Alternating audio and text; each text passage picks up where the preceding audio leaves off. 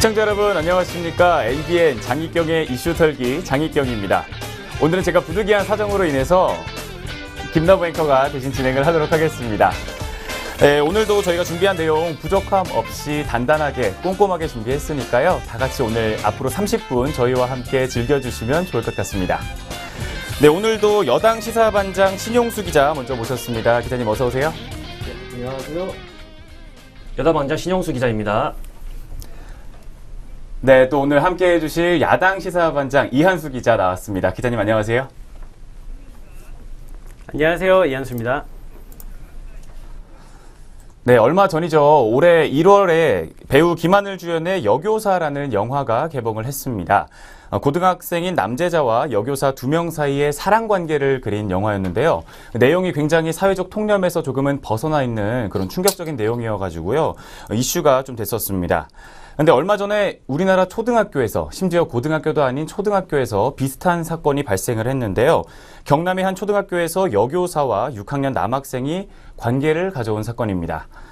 오늘의 이슈 털기 이 여교사 사건에 대해서 자세하게 짚어보도록 하겠습니다. 지금부터 하나하나 파헤쳐 보겠습니다. 장익경의 이슈 털기 지금 출발합니다.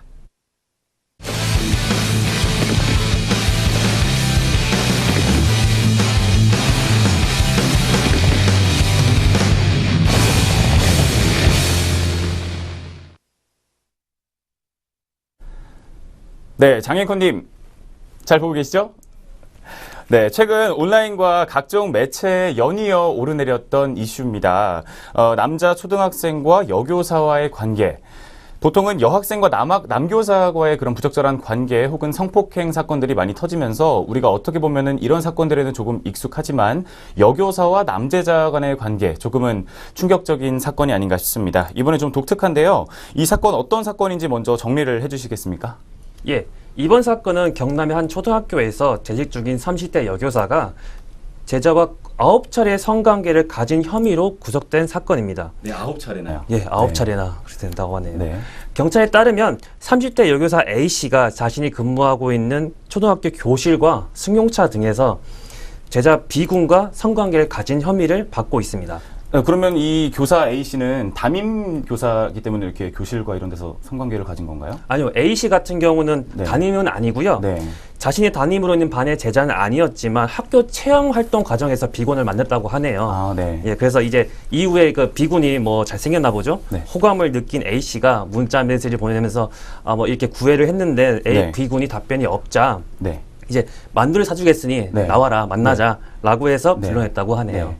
네. 이 학생이 처음에는 반응이 없었는데 네. 이제 그거를 만두를 사주겠다 이렇게 꿰어냈다는 거죠. 네. 네. 왜 그러면 굳이 만두를 내기를 꺼냈을까요? 사실 그러니까 이 B군이 만두를 이제 좋아하는 사실을 알고 있었던 A 씨가 네. 이제 B군을 상대로 이 만두를 빌미 삼아서 지속적인 만남을 계속 갖게 됩니다. 네.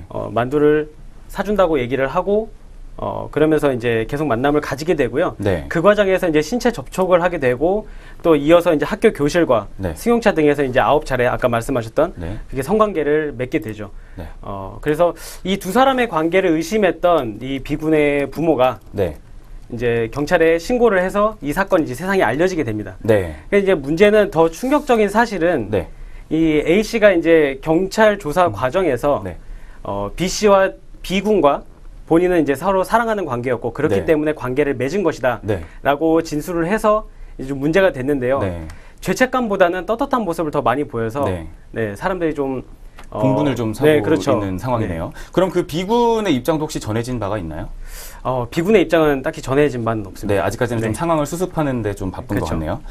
네, 그렇다면 이후에 이제 A 씨가 또 어떻게 됐는지가 궁금한데 지금 A 씨는 그렇게 경찰 조사를 받고 지금은 어떤 상태에 있는 건가요? 네, 일단 먼저 A 씨 같은 경우는 경찰 수사가 진행되자마자 초등학교 측에서는 바로 직위 해제를 시켰습니다. 직위 네. 해제를 시킨 상태고 검찰의 경우에는 이제 A 씨에 미성년자 의제 강간 네. 그리고 미성년자 의제 강제추행, 네. 그리고 성폭력 범죄 처벌 등에 관한 특례법상 통신매체를 이용한 음란 행위 등 혐의로 구속 기소를 한 상태입니다. 네, 그 직위 해제라는 게 정확히 어떤 건가요? 앞으로 이제 그 어떤 학교에서도 근무를 할 수 없게 된다 이런 그렇죠. 건가요? 일단은 사건으로 인해서 이제 네. 활동할 수 없게 되는 상황인 거죠. 네, 그러면 이제 교단에 서기 좀 힘들어지겠네요. 그렇죠. 네. 그러다 보니까 법조계에서도 계속 이제 요번에 대해서 A 씨에 대해서 만 13세 네. 미만의 미성년자를 대상으로 성범죄를 저질렀기 때문에 네. 의제 강간죄를 적용해서 중형이 네. 될 것으로 이제 보고 있습니다. 네. 그러면 또 이 의제 강간죄라는 이야기가 또 하나 있고요. 통신 매체를 이용한 음란 행위라는 게 또 있는데 이 통신 매체를 이용한 음란 행위는 왜 들어간 건가요? 네.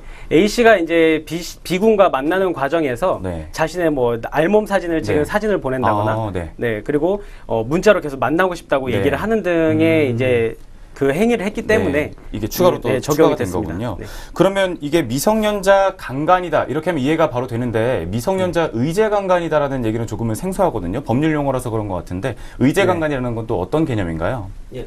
의제강간은 간단히 말씀드리자면 네. 성관계 동의 연령에 해당하지 않은 사람과 네. 성관계를 했을 때 강간죄로 보고 처벌을 하는 걸 의제강간이라고 하고 있습니다. 네. 좀 더 자세히 살펴보자면 형법 제305조 미성년자에 대한 간음, 추행 조항을 보면 네. 13세 미만의 사람에 대해서 간음 또는 추행을 한 자는 강간, 유사강간, 강제추행 등으로 처벌한다고 규정하고 있습니다. 네. 더 쉽게 풀어보자면은 13세 미만의 사람과 성관계나 성추행을 하면 두 사람이 사랑하는 사이든 아니면 네. 폭행이나 협박이 있었든지 없었든지를 막론하고 방금 말한 뭐 강간, 유사강간, 강제추행으로 처벌한다는 겁니다. 네. 피해자가 동의가 있더라도 처벌한다는 거죠. 네. 이게 나이가 좀 중요한 것 같네요. 13세 미만이라고 한다면 서로 동의하에 정말 사랑을 해서 했다고 하더라도 예. 어쨌거나 성인은 처벌을 받게 된다 이런 예, 얘기인 거죠. 맞습니다. 그럼 좀 이게 우리나라에서만 이렇게 좀 특별한 건지 다른 나라는 좀 어떤 기준들을 갖고 있나요? 네, 뭐 우리나라에서만 특별한 건 아니고요. 네. 지금 일단 일정한 연령대가 되지 않은 아동에 대해서는 네. 전 세계적으로 같이 동의를 하고 있습니다. 그렇기 네. 때문에 만 13세 미만에 해당하는 아동들은 전 세계 어디나 대부분이 네. 다 거기에 대해서는 의제 강간죄를 적용을 하고 있고요. 네. 네. 그래서 그 성관계에 대해서는 무조건 강간으로 보고 있습니다. 네, 전 세계 대부분의 나라 역시 만 13세 미만의 아동일 경우에는 그렇죠. 또 이렇게 강간죄라고 보고 있다라는 거군요. 네네.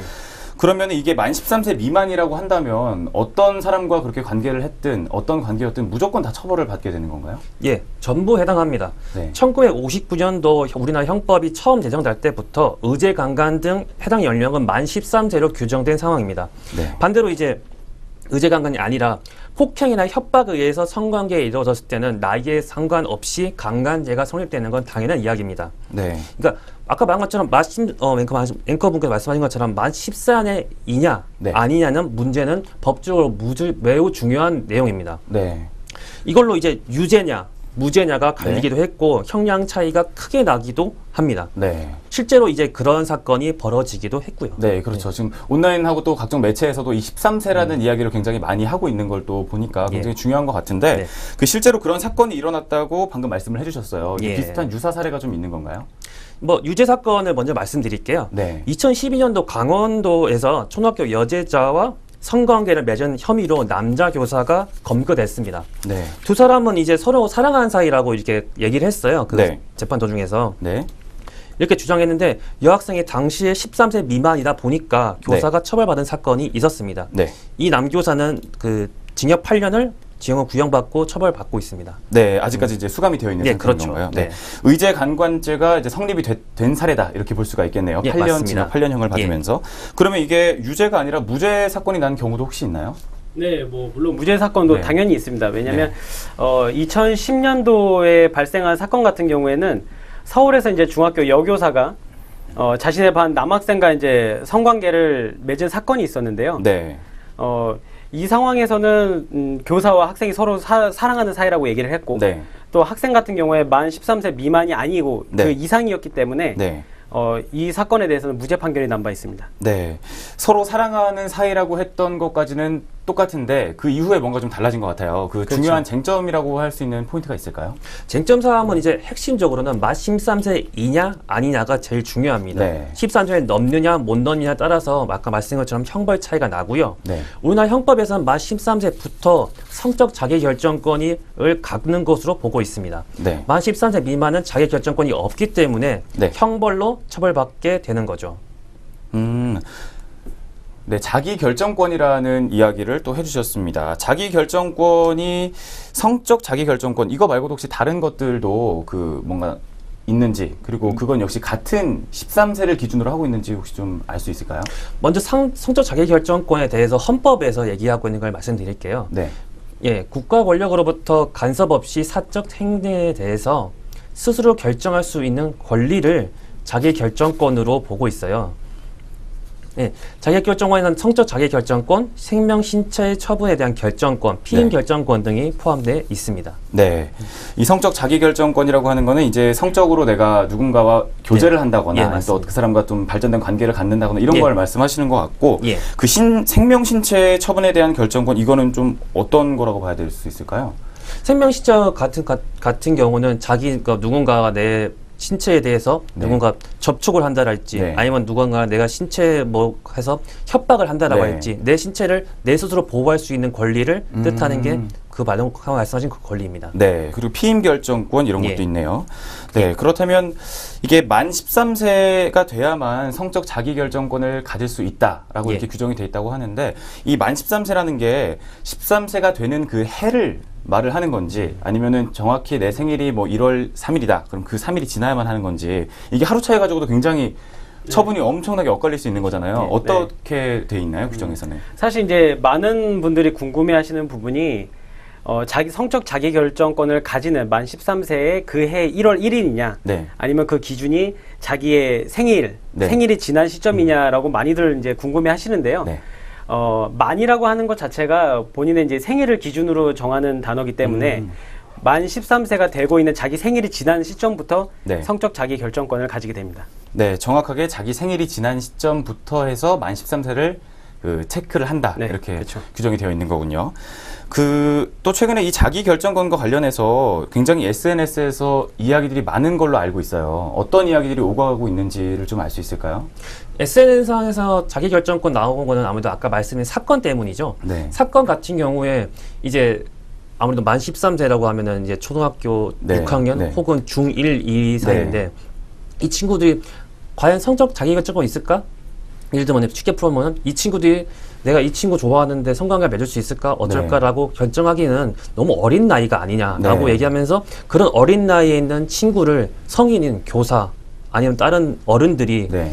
뭐 접근을 해서 이 성관계를 맺을 수 있는 그런 게 된다고 하면은 이제 SNS상에서 그걸 열받은 거죠. 사람들이 어떻게 이렇게 어른들이 네. 무책임하게 네. 아이들이 이렇게 할 수 있느냐라고 네. 해서 SNS상에서는 많은 공분을 화를 내고 있는 상황입니다. 네, 심지어 이제 그냥 어른도 아니고 같은 학교 예. 교사였죠. 그렇죠. 이렇게 교육 활동을 하시는 분이었는데 또 굉장히 충격적인 이야기가 아닐 수 없습니다.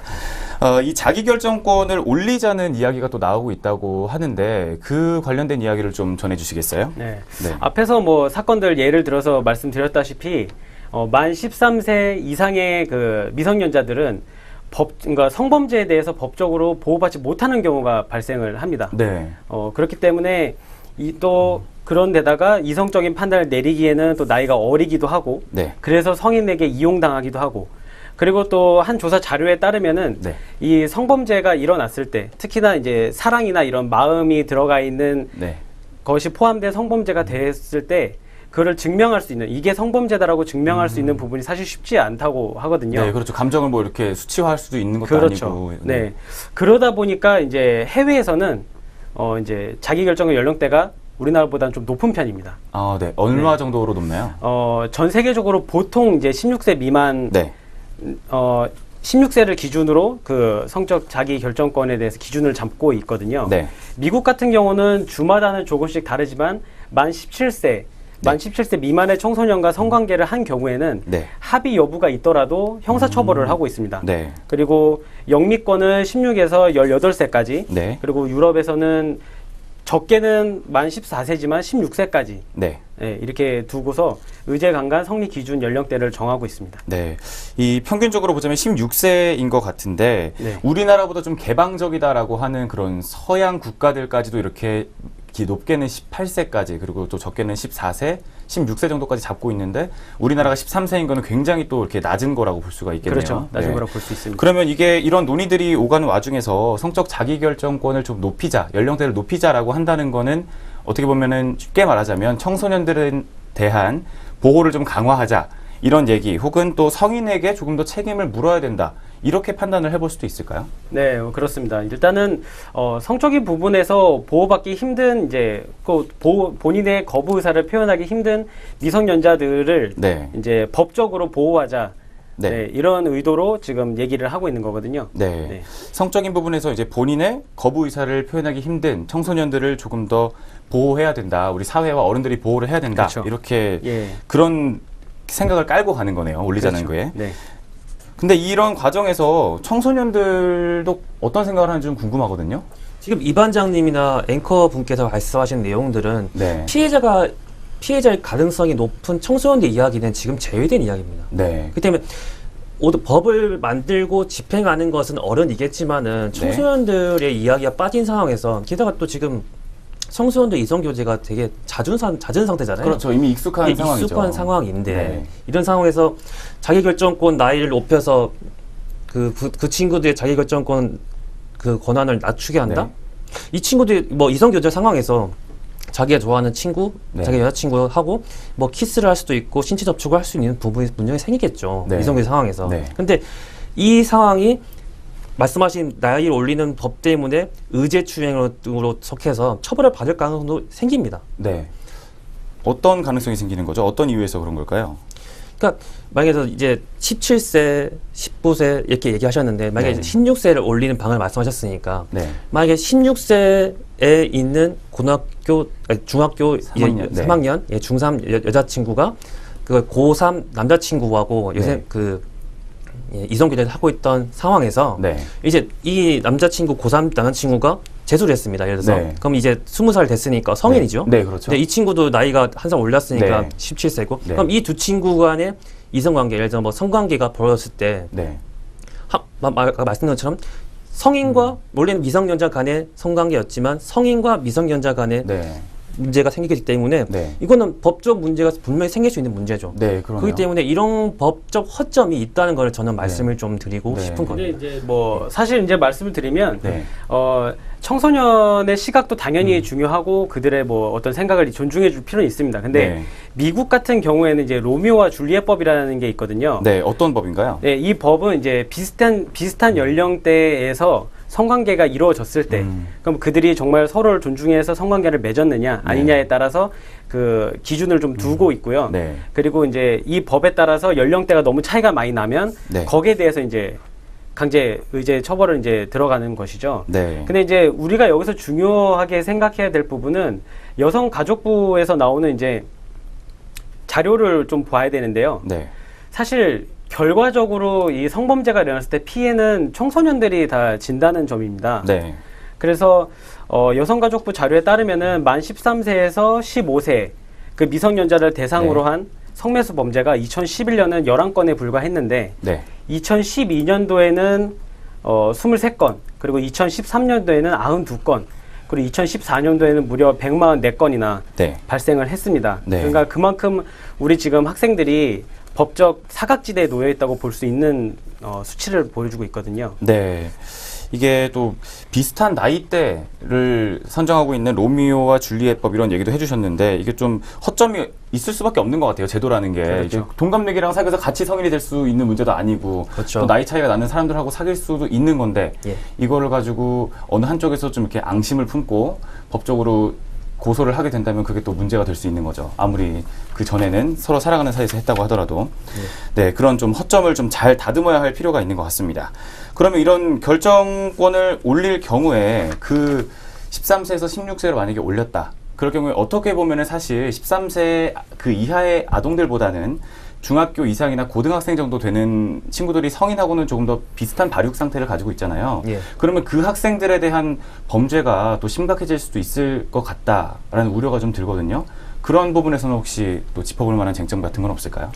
범죄 같은 경우도 아까 말씀드린 것처럼 범죄율이 높을 가능성도 있죠. 네. 없다고만 볼 수 없는 상황이니까요. 근데 이게 아까 말씀드리고 싶었던 건 뭐냐면은 나이를 성적 자기결정권 나이를 올린다고 해서 네. 그 나이만큼 자기결정권이 그 친구들이 그러니까 뭐 17세 이하의 친구들이 네. 간다 볼 수 없는 상황입니다. 그래서 네. 이 친구들 자기결정권이 있다 볼 수 없으니까 범죄율 가능성도 더 높아질 가능성도 있죠. 네. 예, 있다고 볼 수 있습니다. 법적으로 올려놨다고 해서 그 친구들이 실제로 그거 내가 결정권을 갖고 있느냐, 이거는 또 판단하기가 어려운 문제인 것 같아요. 실제로 우리나라 사회 같은 경우에는 그 부모님들이 굉장히 저희 자녀 양육할 때 영향을 많이 끼치잖아요. 뭐 할 때 하나하나 이렇게 물어보는 경우도 많고 조언을 경하는 경우도 많은데, 이 성적 자기결정은 더 민감하신 부분일 텐데, 부모님들께서 이거를 올려줬다고 해서 그 청소년이 내가 내 이성 교제를 마음대로 하겠다, 이거는 좀 실효성이 없는 이야기일 수도 있겠다라는 생각이 좀 들었습니다. 그러면 이런 것들을 어떻게 다른 법안으로 좀 보완을 한다거나, 아니면 또 그 16세, 13세 이상 넘어가는 친구들에 대한 어떤 법적인 규제라던가 법적인 보호, 그런 게 좀 마련이 되어 있나요? 네, 해당하는 그 연령대에 해당한 법이 따로 있습니다. 네. 만 13세 이상이라고 할지라도 18세 미만의 미성년이라고 하면은 아동복지법상 아동으로 분류됩니다. 네. 이에 따라서 아동에게 음란한 행위를 시키거나 하거나 이를 매개하는 행위 또는 아동에게 성적 성취심을 주는 성희롱 등의 성적 학대 행위를 하면 네. 10년 이하의 징역 또는 5천만 원 이하의 벌금으로 처벌받을 수 있게 됩니다. 네. 요거 이제 뭐 한 예를 좀 들어드리면은 네. 실제로 2015년도에 이제 13세 만 네. 13세 이상의 중학생과 그리고 그 한 여강사가 4차례 이상 성관계를 맺은 사건이 있었는데요. 네. 이 여강사가 재판에서 이제 13세 만 13세 이상이기 때문에 네. 성적 자기 결정권이 있으니까 네. 우리는 서로 사랑하는 사이니까 이게 해도 된다고 이제 주장을 했죠. 네. 했는데 이제 재판부에서는 아까 말씀하셨던 그 이제 아동복지법상 네. 이제 이 여강사가 미성숙한 아동의 성적 자기 결정권을 핑계 삼아서 네.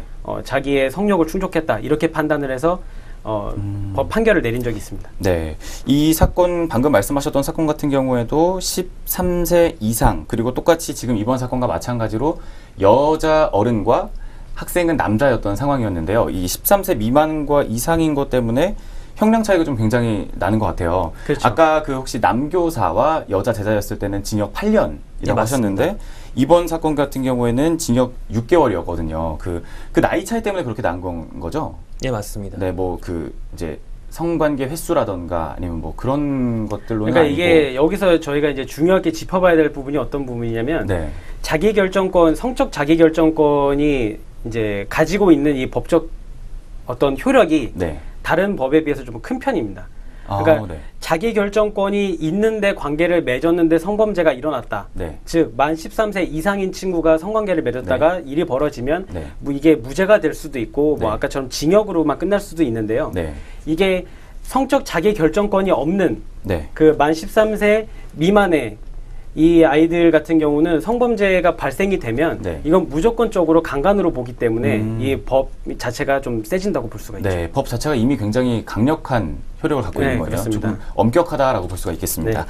그렇다면 이제 저희 우리 사회에서는 어떤 반응들을 보이고 있는지가 좀 궁금한데요. 가장 먼저 정부의 입장이 좀 궁금합니다. 정부 측에서는 이걸 어떻게 좀 대책을 내놓고 있는 건가요? 네, 이미 정부에서도 이런 사건들을 좀 방지하기 위해서 법안들을 좀 발의를 하고 있는데요. 네.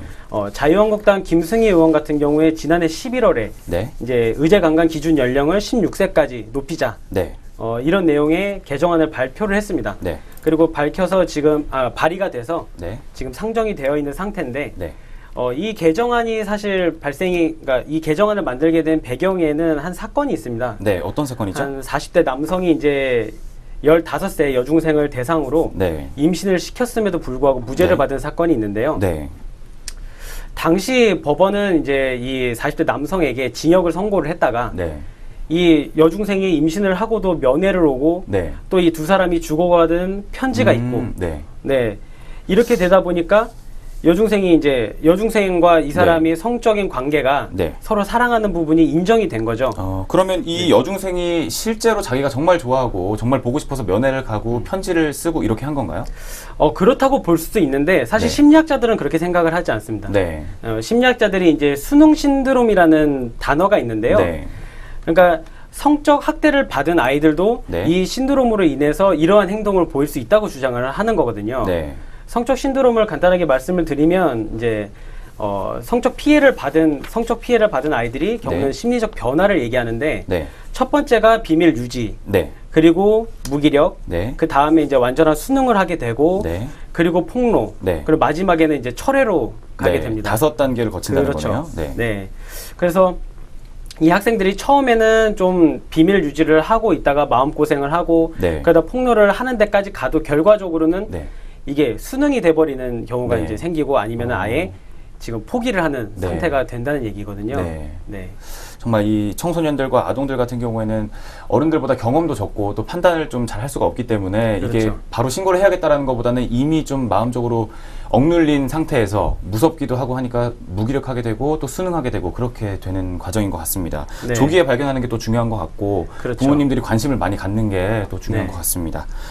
네, 그러면 또 이런 사건들 와중에 다른 또 정치권이나 이런 쪽에서는 반응이 혹시 있나요?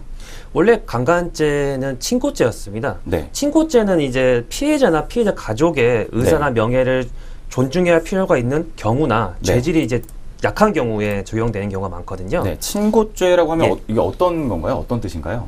이 친고죄는 이제 아까 말씀한 것처럼 피해자나 피해자 가족이 뭐 이거든 내가 알렸을 때 우리 네. 가족이 피해 볼 수 있다. 네. 아니 가족이 아닌 경우에 그 범죄가 약하니까 굳이 신고를 안 해도 괜찮은 네. 범죄라고 할 때 친고죄가 성립되게 됩니다. 네네네. 네. 네, 계속해서 전해 네. 주시죠. 친고죄는 네. 범인이 알게 된 날부터 6개월이 경과되면 고소할 수 없는 범죄입니다. 네. 강간죄에서 친고죄가 사라지게 된 건 2013년도 성폭력 범죄의 처벌 등에 대한 관한 특례법과 네. 형법이 개정되면서 성범죄 관련해서 친고죄 조항이 모두 사라졌습니다. 네. 예, 그러니까 이제 말씀드리면 과거에는 그러니까 2013년 이전에는 네. 과거에 강간죄는 피해자가 고소를 해야만 공소를 제기할 수 있었던 거죠. 피해자가 직접 내가 예. 고소를 해야겠다. 예, 맞습니다. 그래야만 이제 그게 성립이 되는 거군요. 그렇죠. 그냥 자기가 넘어가면은 그 주변에 누가 부모님이든 누군가가 알아도 그 범죄자는 범죄를 지은 게 아닌 게 되는 그렇죠. 건가요? 네. 예. 좀 허점이 있는 법이네요, 이것도. 예. 그래서 이게 이러면서 그 2014년도에서 공소에서 네. 친고죄는 사라진 상황이고요. 네. 이러면서 국회에서 과거의 미성년자 의제 강간죄 연령을 현행 네. 13세에서 16세 상향 조절시키면서 네. 시키는 법안이 발의됐지만은 네. 이번 조항에서 그 친고죄가 폐지되면서 네. 대안 반영돼서 이 법안 제안이 폐기된 상황입니다. 네. 다른 법 때문에 이게 지금 13세에서 16세로 올리는 법안이 발의가 됐던 게 반영이 안 된 거죠. 그렇죠. 폐지가 된 거죠. 그렇죠. 무산이 친고죄 됐고. 폐지 때문에 잠시 이제 폐기가 돼서 반영이 안 됐다가 네. 그랬다가 지금 이제 다시 이 여러 가지 사건들이 발발을 하면서 네. 다시 지금 국회에 상정되고 있는 상황입니다. 네. 그럼 좀 움직임이 조금씩 나와 있는 거네요. 네. 네, 그렇습니다. 그렇다면 또 이 법쪽, 정치계 쪽을 살펴봤는데요. 뒤를 이어서 다른 이제 교육계나 학부모층들 이런 분들은 또 직접 피부로 느끼고 있는 거잖아요. 직장 동료가 범죄를 저지른 거고 내 아이가 다니고 있는 학교에 강사, 교사가 이런 일을 벌인 거니까 이런 쪽들 반응은 혹시 어떤가요? 교육계 같은 경우는 교육계에서는 이제 아무래도 이게 바로 사건이 벌어진 쪽이지 않습니까? 네. 그리고 특히 교육부나 이제 교원들 같은 경우는 성비위 사건이 제일 많이 일어나는 곳이 교육부라고 얘기를 하고 있으니까요. 네. 그래서 교육부는 지침을 강화해서 이런 사건이 터졌을 때 교사를 한 번에 퇴임시킬 수 있도록 원스트라이크 제도를 지금 도입해서 적용시키고 있습니다. 원 스트라이크 아웃 예, 제도인 원 스트라이크 거죠. 아웃 제도죠. 한 번 예. 뭔가 이제 실수를 하면은 예. 바로 강단에서 교단에서 물러나게 하는 그런 이야기인 거죠. 예, 맞습니다. 네, 좀 어떻게 보면 이거는 정말 미성년자를 대상으로 하는 거기 때문에 삼진 아웃 이것도 아닌 것 같고 이제 원 스트라이크를 하는 게 맞는 것 같다라는 그런 의견들도 많이 제기가 되고 네. 있습니다. 네, 이렇게 해가지고 오늘 저희 사건에 대한 개요부터 시작을 해가지고요. 성적 결정권에 관한 이야기들도 살펴봤고 또 기자분들께서 다른 나라의 법까지 또 이렇게 자세하게 조사를 해오셔가지고 시청자분들께 전달을 해드렸습니다. 네, 지금 이 사건이 뜨거운 이슈이긴 한데 단기간에 해결된 문제는 아닌 것 같아요. 그렇죠? 그렇죠. 네, 그럼 어떤 과정들을 좀 거쳐야 될 필요가 있을까요? 일단 뭐 제가 아까 말씀드렸다시피 지금 현재는 13세 미만의 미성년자들을 대상으로 법적인 효력은 굉장히 강합니다. 근데 네. 만 13세 이상 그리고 16세 이하에 있는 친구들 같은 경우에는 네. 여성가족부 자료에 말씀드렸듯이 네. 범죄에 굉장히 노출이 많이 되어 있고 네. 법적 사각지에 놓여 있습니다. 그래서 네. 이 범죄 확률이 높은 연령대인 만큼 이 기준을 성적 자기 결정권의 기준을 네. 높여서 네. 우리 아이들도 좀 보호를 해야 된다고 생각을 합니다. 네, 성적 자기결정권을 높이는 게 맞다라는 또 주장을 해주셨습니다. 네.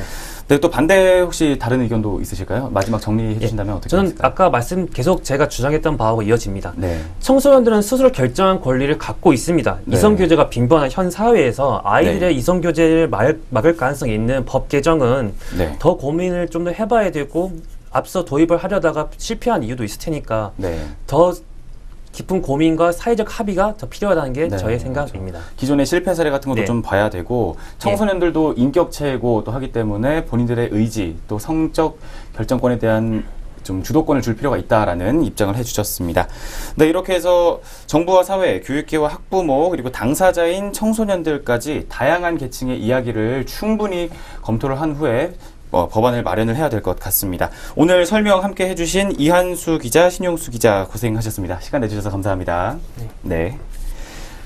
네, 저희는 다음 주 수요일 오전 11시 반에 더 뜨거운 이슈들 가지고 찾아뵙도록 하겠습니다. 시청해주신 여러분 고맙습니다. 수고하셨습니다.